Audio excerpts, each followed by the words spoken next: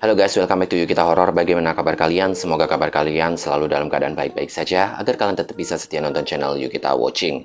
Untuk yang baru join, salam kenal, nama aku Yuki. Klik tombol subscribe-nya. Dan untuk kalian yang mau follow Yuki di Instagram juga bisa, silahkan follow Instagram di bawah ini, yukimon.dj. Malam kali ini kita akan membahas kasus pembunuhan lagi yang super gila, super gila. Mungkin kalian baru mendengarnya. Kalau memang misal kalian benar-benar baru mendengar kasus ini, kalian bisa langsung tuliskan di kolom komentar. Dan ini skrip Yuki juga sangat panjang banget, jadi langsung saja kita mulai. Let's start. I scream, you scream, Yukita Horror.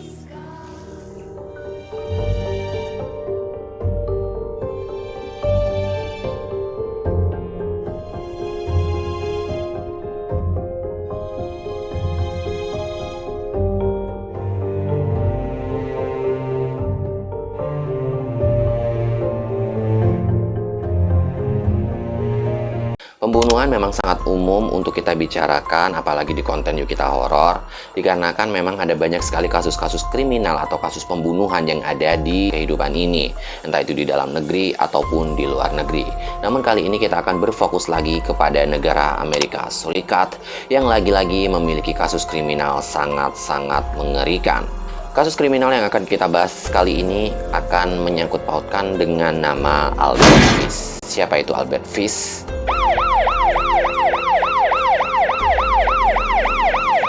Albert Fish yang lahir pada tanggal 19 Mei tahun 1870 sampai 16 Januari 1936 adalah seorang pembunuh berantai, dan korbannya ini adalah anak-anak.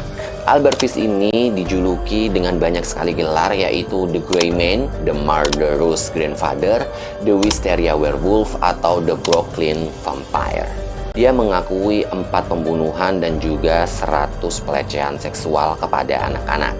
Namun di sini diduga dia melakukan lebih banyak dari pengakuannya. Dia turun dalam sejarah sebagai salah satu penjahat yang sangat kejam.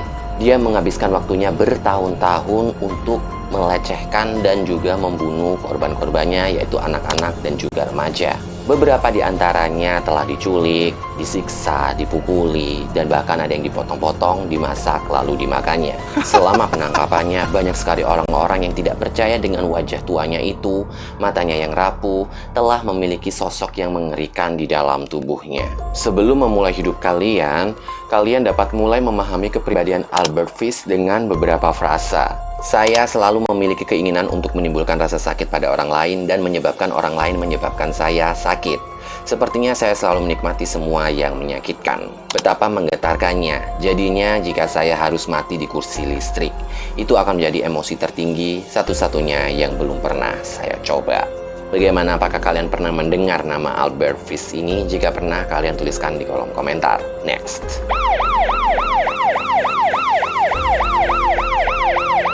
Albert Fish yang bernama Hamilton Fish lahir pada tahun 1870 yang bertepatan pada tanggal 19 Mei di Washington DC. Dia memiliki 3 saudara laki-laki dan dia adalah yang paling muda dari saudaranya. Ayahnya, Randall Fish, adalah kapten kapal sungai, tetapi pada tahun 1870 ia mendedikasikan dirinya untuk pembuatan pupuk. Ayah Albert Fish di sini meninggal karena infark miokard ketika Albert baru berusia 5 tahun pada saat itu. Ibunya yang berusia 43 tahun lebih muda dari suaminya, dan ketika dia meninggalkannya dengan begitu banyak anak, dia harus mengambil beberapa langkah. Pada tahun 1875, ibunya mengirimnya ke panti asuhan karena dia tidak bisa merawatnya. Di sana Albert memulai kehidupan malapetaka, menjadi tempat di mana ia menemukan dan mengembangkan kepribadian psikopat dan juga sadomasokis. Dan sejak kedatangannya di panti asuhan mulai disalahgunakan, di mana ia dipukuli dan dihina terus-menerus oleh rekan-rekannya. Namun di lingkungan itu, ia tidak hanya menemukan bahwa ia menyukai rasa sakit, tetapi bahwa ia bahkan terangsang oleh yang namanya pukulan. Jelas lingkungan tempat ia tumbuh tidak sehat sama sekali. Di keluarganya ada riwayat penyakit mental.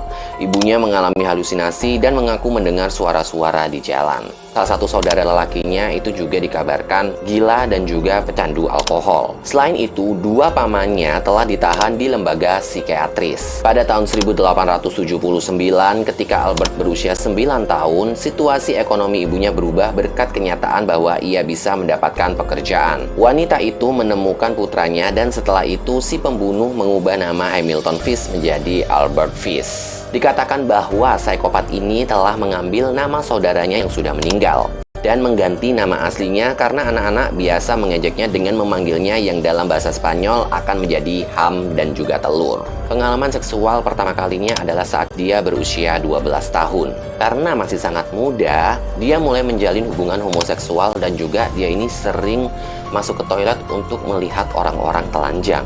Dan pada saat itu ia tertarik pada sadomasokisme dan bersenang-senang tidak hanya menimbulkan rasa sakit pada orang lain, tetapi juga pada dirinya sendiri. Tapi bukan hanya ini, dia juga mulai mengembangkan rasa untuk koprofagia yang merupakan kecenderungan untuk makan kotoran manusia, serta untuk urofilia yang merupakan tindakan merasakan kesenangan atau masturbasi dengan urin.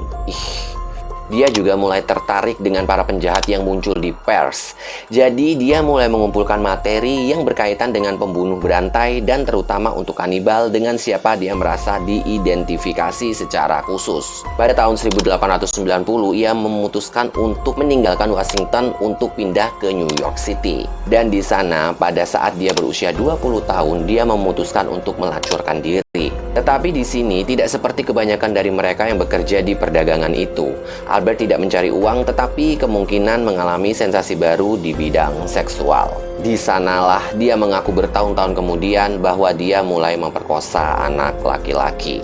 Memang lingkungan ini juga berpengaruh dalam kehidupan kita ya nggak sih? Menurut kalian gimana? Kalian tuliskan di kolom komentar. Next.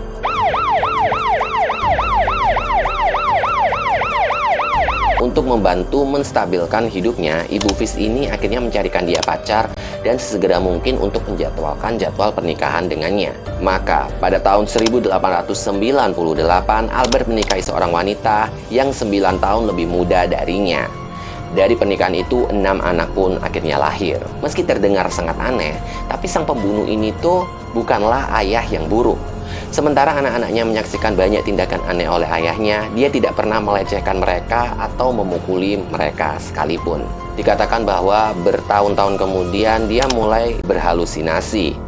Dia menjadi terobsesi dengan agama, dengan gagasan tentang dosa dan percaya bahwa cara untuk menebus kesalahan adalah melalui rasa sakit. Karena adanya alasan ini, dia bisa sesekali menghukum dirinya sendiri, memotong dirinya sendiri, dan menggosok tubuhnya yang telanjang dengan mawar yang berduri. Di sini dia juga terbiasa untuk menusuk jarum di tubuhnya, terutama di bagian panggul dan juga alat kelaminnya. Pada waktu itu, ia bekerja sebagai pelukis rumah, dan selama waktu itu ia melakukan pelecehan seksual terhadap setidaknya 100 anak. Kebanyakan dari mereka berusia di bawah 6 tahun. Pada tahun 1903, Albert ditangkap karena penggelapan. Dia dijatuhi hukuman penjara dan dikirim ke penjara negara Sing Sing. Waktunya di penjara yang berfungsi untuk menegaskan kembali orientasi seksualnya, karena selama bertahun-tahun itu ia melakukan hubungan seksual dengan beberapa tahanan di sana. Setelah pengalaman itu di penjara, dia ditangkap beberapa kali lagi. Beberapa alasannya adalah perampokan, pembayaran dengan cek tanpa dana, dan bahkan dengan mengirim surat cabul ke pengumuman agen pernikahan yang muncul di koran. Pada awal tahun 1917, istrinya meninggalkannya untuk pria yang lain. Penolakan ini semakin mempengaruhi dan sejak saat itulah halusinasinya semakin sering muncul lagi.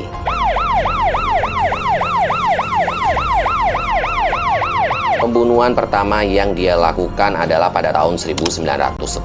Itu terjadi di kota Wilmington di negara bagian Delaware dan korbannya adalah seorang anak laki-laki bernama Thomas Payton. 9 tahun setelah pembunuhan itu, Albert menikam seorang pria muda dengan cacat mental di Georgetown, Washington DC. Korban berikutnya akan tiba pada tahun 1924.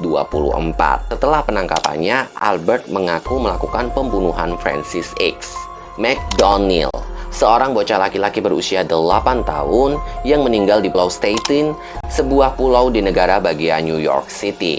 Rupanya si pembunuh telah membuntuti bocah itu selama berhari-hari. Mayat korban ditemukan di hutan terdekat. Korbannya ini tuh dicekik. Lalu korban berikutnya adalah Billy Gaffney. Pada 1927 kepergiannya dilaporkan di Brooklyn. Bocah itu sedang bermain dengan bocah laki-laki lain yang baru berumur 3 tahun. Keduanya menghilang, tetapi tak lama setelahnya, anak itu ditemukan di atap. Ketika ditanya tentang Gaffney, bocah itu menjawab bahwa seseorang telah membawanya. Namun sayangnya tubuh Billy tidak pernah ditemukan. Dan menurut pembunuh bayaran yang mengaku setelah penangkapannya, setelah pembunuhannya, dia memakannya di beberapa bagian. Terlepas dari semua kejahatan ini, Albert Fish tidak pernah ditangkap sampai sekitar 8 tahun setelah penculikan Billy Gaffney. Bagaimana menurut kalian tentang kasus yang satu ini? Kalian tuliskan di kolom komentar. Next.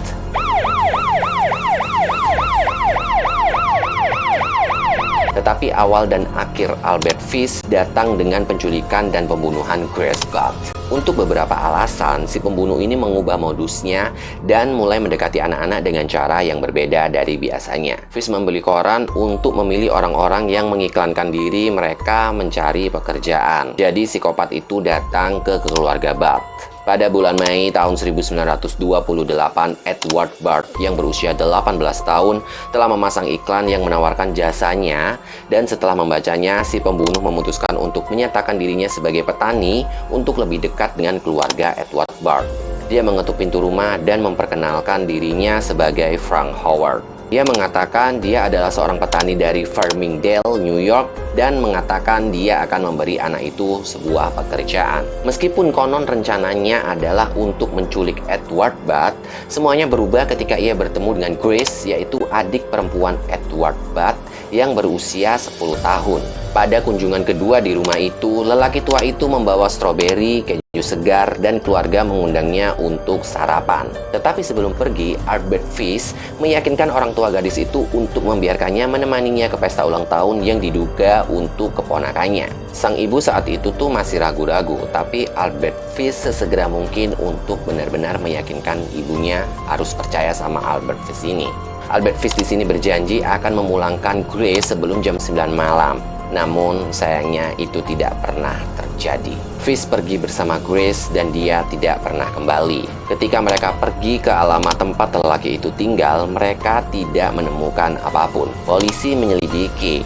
Mereka membagikan lebih dari 1000 selebaran, tetapi gadis itu tak pernah tampak hidup ataupun mati. Orang yang bertanggung jawab atas kasus ini adalah detektif William F. King yang sepertinya tidak pernah menyerah pada kasus yang satu ini. 6 tahun setelah hilangnya Grace dan beberapa minggu setelah kasus ini ditutup secara resmi, sesuatu terjadi yang mengubah segalanya. Ibu dari gadis itu menerima sepucuk surat dari si pembunuh di mana dia bercerita tentang kanibalisme dan kemudian menceritakan bagaimana dia membunuh dan juga memakan gadis tersebut.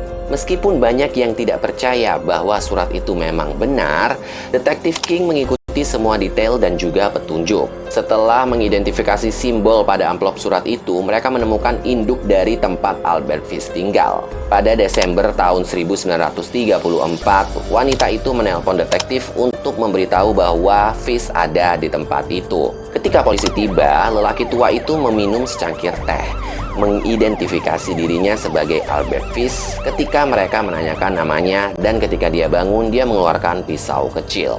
Detektif itu dengan cepat mengendalikan situasi dan Fish akhirnya ditangkap. Sumpah ini Albert Fish ini emang bener-bener sadis banget ya. Sampai tega nggak sih ngirimin surat menceritakan bahwa anaknya itu dipotong-potong, dimakan, lalu dibaca oleh ibunya. Aduh, menurut kalian gimana? Kalian tuliskan di kolom komentar. Next.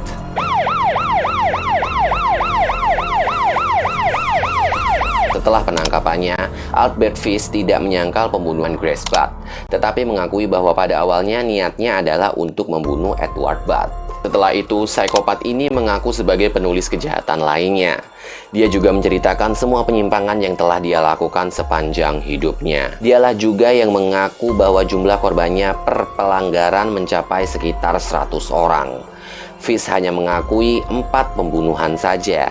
Namun detektif William King percaya dia bertanggung jawab atas 3 kejahatannya lagi. Detektif King di sini berpikir bahwa Fish bisa jadi pemerkosa dan pembunuh yang dijuluki Vampire Brooklyn. Para korban adalah Yetta Abramowitz, seorang gadis berusia 12 tahun yang terbunuh pada tahun 1927 di Bronx. Mary Ellen O'Connor yang berusia 16 tahun dibunuh di Queens pada tahun 1932 dan Benjamin Collins 17 tahun juga dibunuh pada tahun 1932. Albert Fish akhirnya dibawa ke pengadilan karena pembunuhan berencana terhadap gadis Grace Budd. Persidangan yang dimulai pada 11 Maret 1935 di New York berlangsung 10 hari. Untuk membela diri, selain mengklaim kegilaan, pembunuh itu mengatakan ia mendengar suara Tuhan memerintahkannya untuk membunuh anak-anak. Selama persidangan, berbagai fetisme seksual dikaitkan dengannya, termasuk koprofagia, urofilia, pedofilia, dan masokisme. Frederick Wertham, kepala ahli pertahanan dan psikiater yang berspesialisasi dalam perkembangan anak, mengatakan Fish adalah orang yang gila. Namun hakim menggolongkan bahwa Albert Fish ini adalah orang yang waras, dinyatakan bersalah dan dijatuhi hukuman mati. Penjahat dijatuhi hukuman mati di kursi listrik. Dia tiba di penjara pada Maret 1935 dan dieksekusi pada 16 Januari 1936. Masuknya ke ruang eksekusi dicatat pada 11.06 malam dan 3 menit kemudian dia dinyatakan meninggal dunia. Sebelum meninggal, si pembunuh ini mengidentifikasi hukumannya sebagai pengalaman tertinggi dalam hidupnya. Wow, sumpah jujur banget, ini aku baru pertama ini nemu kasus segila ini di Yukita Horror. Semoga next Yukita Horror nggak ada yang seserem ini ya, apalagi kalau sampai ada di Indonesia. Aduh, ngeri banget. Menurut kalian gimana? Kalian tuliskan di kolom komentar. Next.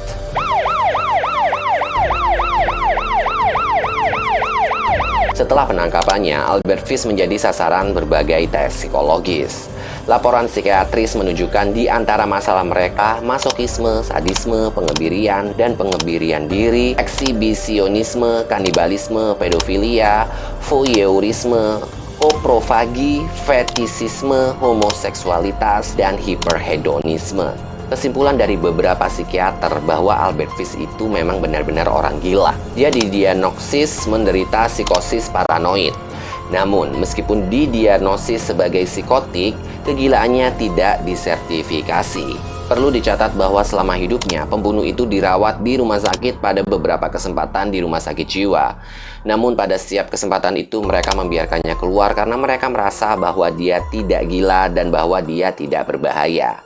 Albert Fish hanya menderita kepribadian psikopat yang bersifat seksual. Kalau menurut kalian gimana tentang Albert Fish ini? Apakah dia gila atau ya hanya orang yang menyimpang dalam hubungan seksualnya? Kalian tuliskan di kolom komentar. Itulah dia kasus tergila yang pernah Yuki baca di Yukita Horror yang kita bahas juga. Tapi menurut kalian gimana tentang kasus yang satu ini? Kalian tuliskan di kolom komentar. Dan menurut kalian kasus mana yang paling creepy di Yukita Horror? Kalian tuliskan di kolom komentar. Mungkin kalian mempunyai konten horor lainnya, kalian juga bisa kirimkan di email yukita.request@gmail.com.